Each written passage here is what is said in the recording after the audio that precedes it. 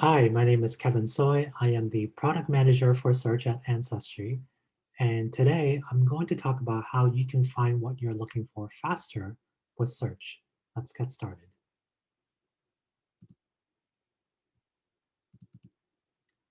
Here's the agenda.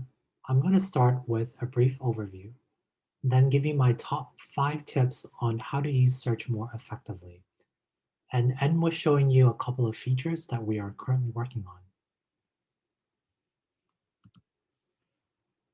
As you may know, Ancestry is a database of over 24 billion online records. In these records, it's where you can discover stories about your ancestors.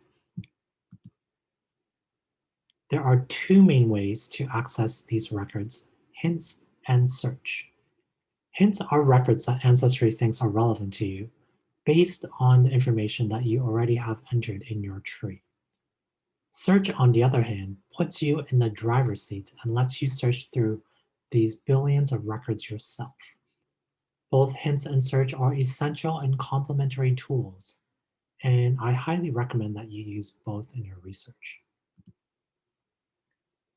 Now I'm going to give you my 5 tips on how to search effectively. Tip number 1, create a tree first before you search. We know from our data that users who have trees are far more successful at finding relevant records. And I'll explain a bit more on why in the next couple of slides. But my recommendation to you is to create a tree first with what you know, flesh it out by reviewing and accepting accurate hints, and then you search to add even more information to your tree.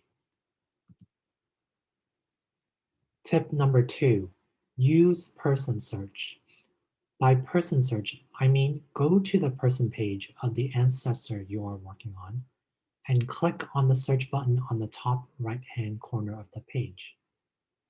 What this does is it will kick off a whole new search using all the information you have for this person already, which will really help improve the results you get from search. With search, the likelihood of finding something depends a lot on the information you input. And what we've noticed is that people who do person search are 10 times more likely to find a relevant record compared to those who manually type into the search form. This is why in tip number 1, I recommended you create and flesh out your tree first so that you can do this person search. There's another way to do person search, and that is by utilizing the quick fill suggestions you see on the search form. I'll show you how this works more in a demo later on. Tip number 3, try editing your search. Let's say you did a person search, reviewed the results, and didn't see anything relevant. What you can do next is edit your search by adjusting the slider positions on your search terms to be broader or narrower. You can try removing some fields, or you can add filters for category, record date, and record location. Sometimes records can be hard to find, and editing your search and adding filters can really help. Tip number 4, save records to your tree. Once you've found a relevant record through search, make sure you hit that save button and merge the record to your tree. Don't just print it out or bookmark it. The reason this is important is because Ancestry uses the information you save to generate new hints for you, and also to serve up more relevant results in search, as you saw from tip number 2. So remember, the more fleshed out and accurate your tree is, the better your searches and hints will be. Tip number 5, search member trees. There are lots of people on Ancestry researching and building their family tree, and you can leverage the work that they've done by searching these member trees. You do need to do your own due diligence to ensure things are accurate, but member trees can help jumpstart your research on someone or help you break through some walls. So those are my 5 tips, and I will now do a live demo so you can better visualize how they work.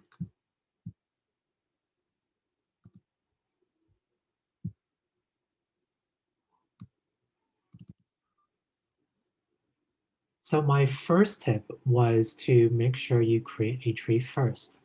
The way you do that is you can go click on trees in the top nav and then click on create and manage trees. From here, you can start adding information you know about your family, starting with your home person and then your parents. Once you've created a tree, my tip number 2 was do a person search. And the way you would do that is first go to your family tree, select the person that you are researching. So I'm going to pick George Warner and click on the search button on the top right-hand corner. What this does is it will take all the information you have for this person and automatically create a search query for you. So I'm going to click on the search button.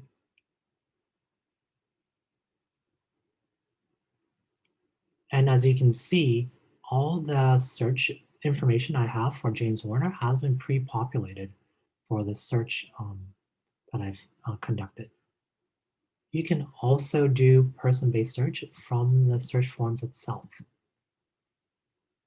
So here, if I type in my person George, you see this new quick fill suggestions section. And if I click on George James Warner, it will automatically populate my search form with all the information I have on him in my tree.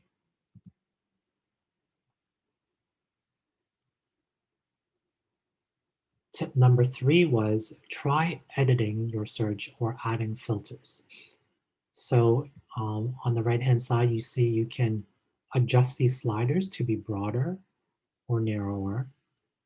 You can also edit your search to remove fields that you don't think are relevant for what you're looking for, like so. You can add filters for categories, for example, birth, marriage, and death. Filters for record location and record dates. And all these things can really help you narrow down and find the relevant record for you. Tip number 4 was about making sure you save these records. So if I find the correct record, let's say this is 1870 federal census, and I've verified the document, all the information is correct, I will go and click on this green save button and say, save it to George James Warner. And once I complete the merge flow and save it to my tree, all the information from this record will now get populated into my tree.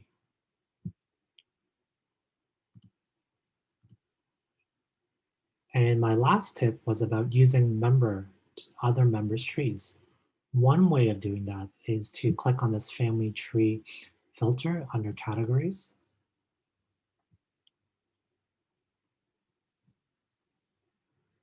And this will show you all the results of other trees that are related to the person you're looking for. So for me, George Warner.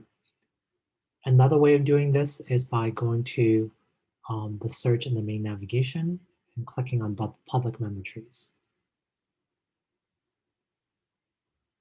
And from here, you could conduct this exact same search and see the results that other members have for George James Warner. Those are my 5 tips. And now let's go back and finish the presentation with a couple of new and exciting features that we're working on.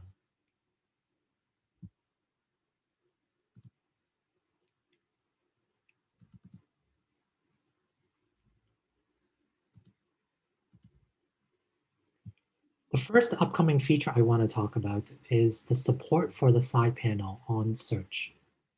You may have noticed that recently on Hints, we've released a new and improved version of the record evaluation and merge experience in the side panel. We've received very positive feedback from users so far and plan to integrate this new and improved experience on search as well. In the screenshot here, you'll see that when a user clicks on the search results, will open the side panel and show you this new and improved experience, just like hints. The second upcoming feature I want to show you is the Search on Person page.